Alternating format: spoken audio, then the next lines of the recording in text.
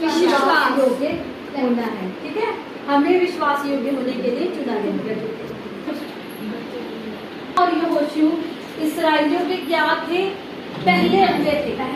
सबसे पहला अगुवा मूसा और दूसरे नंबर पे कौन था इस्राएलियों का अगुवा? यहोशुआ। ठीक है, यहोशुआ को परमेश्वर ने चुना गया था। और इस्राएलियों का सफर जो था बहुत लंबा था, 40 सालों का सफर था। उन्होंने कहाँ जाना था? कनान जाना था। कहाँ से? मिस्र से। वो कहाँ से आए थे? मिस्र से आए थे। उन्होंने कनान जाना था। ठीक है, मिस्र, फिर जंगल, सीने का पर्वत, यर्दन और कनान। ठीक है, ये हमारे सफर के 5 पड़ाव हैं। सफर के क्या है? 5 पड़ाव है। सबसे पहला क्या है? मिस्र। हम कहाँ थे? मिस्र में थे, यानी कि पाप की गुलामी में थे। पाप की गुलामी में थे। उसके बाद हम जंगल में भी भटके। ठीक है, हम सीने के पहाड़ पर, यानी हमारे सीने का पहाड़ कौन है? परमेश्वर हमारे सीने का पहाड़ है। ठीक है, फिर वो हमें यर्दन क्या थी? एक नदी थी। नदी किस चीज़ को दर्शाती है? पानी, बपतिस्मे को, क्योंकि हम पानी में बपतिस्मा लेते हैं। फिर हम सीने के पहाड़ से यानी परमेश्वर के पास गए और फिर हमने बपतिस्मा लिया और फिर हम अपने कनान यानी कि स्वर्ग देश के अधिकारी हो गए हैं। ठीक है, समझ में आया? मिस्र से हम निकले, यानी पाप की गुलामी से हम निकले और हम जंगल में थे, जंगल में भटके और जंगल में से परमेश्वर हमें कहाँ लेके गए? सीने के पहाड़ पर, जहाँ पे हमने परमेश्वर की क्या की? आराधना की। हमने पानी में बपतिस्मा लिया और अब हमारा सफर किसके लिए चल रहा है? कनान देश के, यानी कि स्वर्ग के लिए हमारा क्या चल रहा है? सफर चल रहा है। ठीक है,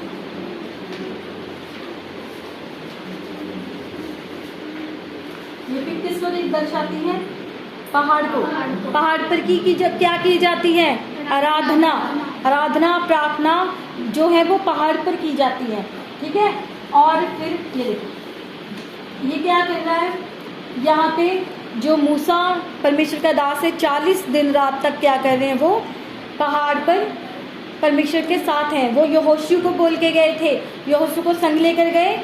यहोशू को बोला उन्होंने, यहीं पर ठहरे रहो जब तक कि मैं परमेश्वर से बात करके वापस नहीं आता।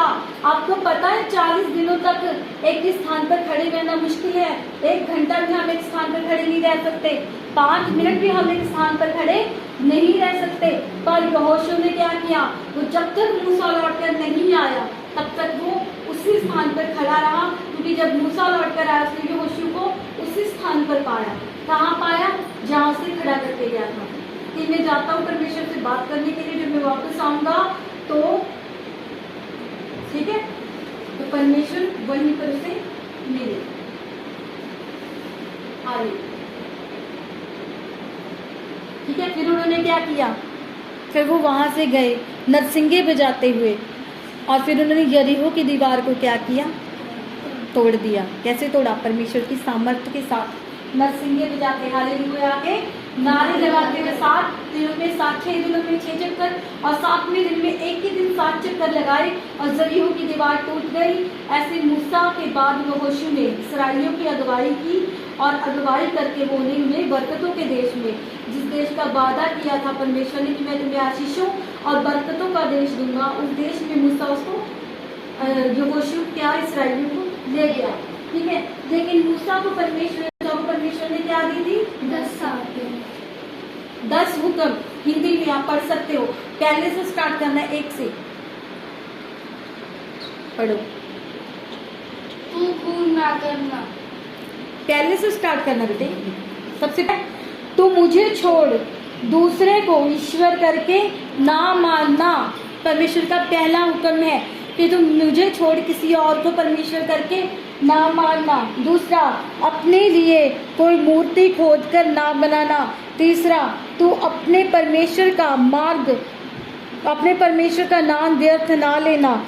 तू विश्राम दिन को पवित्र मानने के लिए, विश्राम दिन को पवित्र मानने के लिए स्मरण रखना। तू अपने पिता और अपनी माता का क्या करना? आदर करना। ठीक है, ये परमेश्वर के क्या है? हुक्म है, 5 हुक्म। ठीक है, परमेश्वर के पहले 5 हुक्म। और ये परमेश्वर ने किसको दिए थे? मूसा को दिए थे।